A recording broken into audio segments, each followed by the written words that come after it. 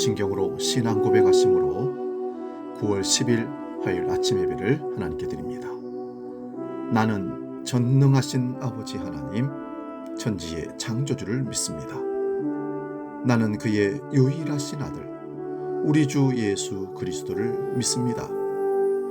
그는 성령으로 잉태되어 동정녀 마리아에게서 나시고 본디오 빌라도에게 고난을 받아 십자가에 못 박혀 죽으시고 장사된 지 사흘 만에 죽은 자 가운데서 다시 살아나셨으며 하늘에 오르시어 전능하신 아버지 하나님 우편에 앉아 계시다가 거기로부터 살아있는 자와 죽은 자를 심판하러 오십니다. 나는 성령을 믿으며 거룩한 공교회와 성도의 교제와 죄를 용서받는 것과 몸의 부활과 영생을 믿습니다. 아멘. 찬송가 539장 너 예수께 조용히 나아가 함께 찬송합니다.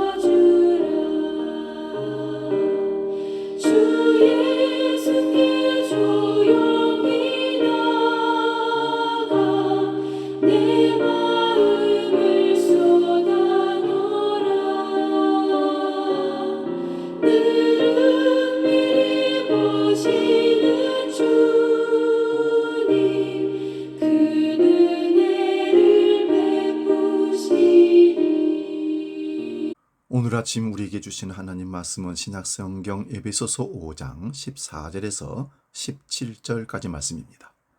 신약성경 315면에 있습니다. 이 말씀 봉독할 때에 살아계신 주님의 음성을 들을 수 있기 바랍니다. 에베소서 5장 14절에서 17절 지금 봉독합니다. 그러므로 이르시기를 잠자는 자여 깨어서 죽은 자들 가운데서 일어나라. 그리스도께서 너희에게 비추이시니라 하셨느니라. 그런즉 너희가 어떻게 행할지를 자세히 주의하여 지혜 없는 자 같이 하지 말고 오직 지혜 있는 자 같이 하여 세월을 아끼라. 때가 악하니라. 그러므로 어리석은 자가 되지 말고 오직 주의 뜻이 무엇인가 이해하라. 아멘. 오늘 봉독한 말씀으로 잠깐 멈추어 서서 이런 제목으로 말씀을 상고합니다. 예레미야 6장 16절에 보면 여호와께서 이와 같이 말씀하시되 너희는 길에 서서 보며 옛적 길 곧 선한 길이 어디인지 알아보고 그리로 가라. 너희 심령이 평강을 얻으리라. 이 말씀은 가던 길을 멈추고 자기의 지나온 삶을 돌아보라는 것입니다. 일상 삶에 쫓기고 먹고 살기에 바쁘고 타성에 젖은 나머지 정작 중요한 내적인 생명과 내적인 평안을 잘 가꾸어오는 일을 등한히 하지 않았는지 한번 살펴보아야 한다는 말씀입니다. 하나님은 예레미야 선지자 시대에 자기 백성들에게 이르시기를 옛적 길 곧 선한 길이 어디인지 알아보고 그리로 가라. 너희 심령이 평강을 얻으리라고 권면하십니다. 옛적 길은 믿음의 족장들이 살아왔던 삶의 방식이요, 선지자들이 그 시대를 향하여 선포했던 의와 거룩과 회개와 인애의 삶을 가리킵니다. 아브람과 이삭과 야곱과 같이 하나님을 가장 큰 기업으로 삼고 하늘나라를 본향으로 삼고 지상의 모든 날을 주 앞에서 나그네처럼 살았던 삶입니다. 엘리야와 엘리사와 같이 부패하고 타락한 시대 정신을 거슬러 하나님의 뜻을 붙들고 순종과 진실과 섬김과 정의와 공법을 추구하면서 이 땅을 살아갔던 삶입니다. 다윗처럼 왕의 바쁜 공무 수행 중에서도 늘 하나님의 성전을 사모하며 그 전에 머물며 하루 일과 중에도 7번씩 말씀을 사랑하여 묵상하며 하루 3번씩 하나님께 기도하기를 힘썼던 삶입니다. 그래서 우리 모두 그러한 옛적 길을 알아보고 다시금 흐트러졌던 마음을 가다듬고 믿음의 옛 선배들의 경건한 삶의 방식을 본받아서 다시 한번 그 길을 따라가기를 결심하고 실천해야겠다는 말씀입니다. 그리할 때 하나님이 약속하신 바 진정한 평강을 누리게 될 것입니다. 다들 그렇게 살고 있어서 그들처럼 살아야 할 것 같아서 살고 있지 않습니까? 왜 꼭 이렇게 살아야만 하는지, 어디로 향하고 가는지 누구도 책임져 줄 수 없는 삶을 살고 있지 않으십니까? 이 시대를 본받지 말고 하나님이 선하시고 기뻐하시고 온전한 뜻이 무엇인지 분별하면서 살라고 로마서 12장 2절에 바울사도는 우리를 교훈합니다. 오늘 본문은 어리석은 자가 되지 않고 자세히 주의하여 행하라고 말씀하고 있습니다. 또 그러기 위해서는 주의 뜻이 무엇인가 이해하라고 권면합니다. 우리 모두 걸음을 멈추고 주님의 말씀을 기준으로 주님의 뜻을 따라 나의 발걸음을 점검할 수 있기를 축원드립니다.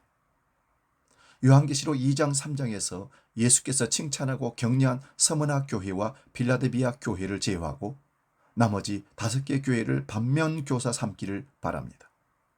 첫째로 에베소 교회를 향한 예수님의 진단은 사랑을 버리고 예수님과 관계없는 교회가 됐다는 것입니다. 예수님은 가지가 포도나무에 붙어있지 않으면 열매를 맺지 못하는 것처럼 우리도 예수님께 붙어있지 않으면 아무것도 할 수 없다고 말씀하십니다.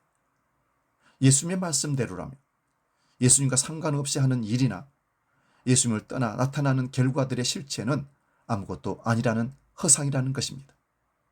예수님과 상관없는 사람의 의와 열심과 땅의 자원만으로 세워지는 교회가 아니라는 것입니다. 두 번째로 버거마 교회를 향한 예수님의 진단은 니골라 당의 교훈을 지키며 우상 숭배하는 교회가 됐다고 지적합니다. 예수님이 목적이 되지 못하고 본질이 되지 못한 교회는 우상 숭배하는 교회입니다.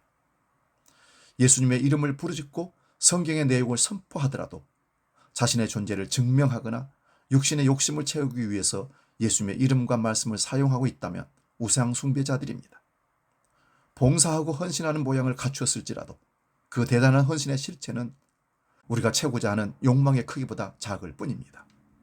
세 번째로 두아디라 교회를 향한 예수님의 진단은 우상 숭배하게 하는 이세벨을 용납했다는 것입니다.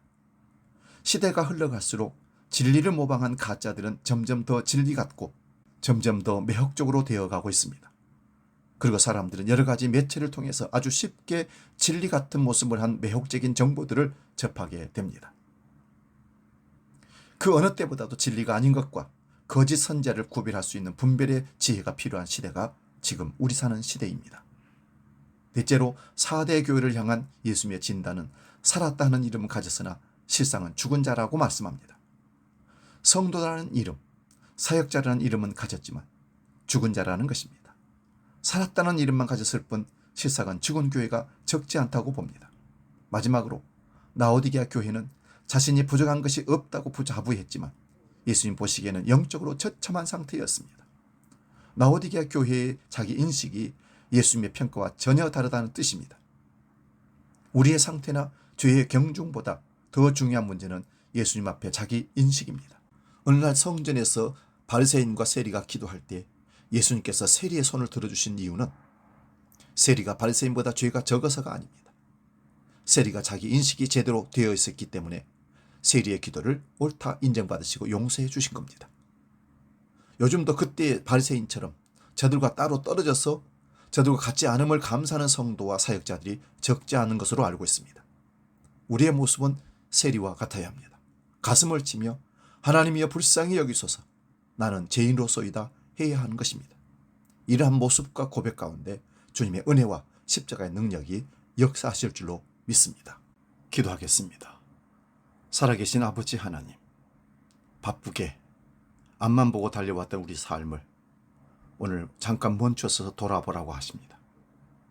잘 점검하고 돌아보고 앞으로 나아갈 길을 반드시 분별하고, 그래서 하나님이 기뻐하시고 온전한 삶을 살아드리는 우리 일생의 삶이 되도록 이끌어 주옵소서. 자의대로 행하지 말게 하시고 말씀대로 행하며 가라 하시면 가고 멈추라면 멈추는 삶을 통해서 하나님이 주인 되는 삶으로 고백하며 살 수 있도록 우리를 인도하여 주옵소서. 이제 주기도록 기도합니다. 하늘에 계신 우리 아버지, 아버지의 이름을 거룩하게 하시며 아버지의 나라가 오게 하시며 아버지의 뜻이 하늘에서와 같이 땅에서도 이루어지게 하소서. 오늘 우리에게 일용할 양식을 주시고 우리가 우리에게 잘못한 사람을 용서하여 준 것 같이 우리 죄를 용서하여 주시고 우리를 시험에 빠지지 않게 하시고 악에서 구하소서. 나라와 권능과 영광이 영원히 아버지의 것입니다. 아멘.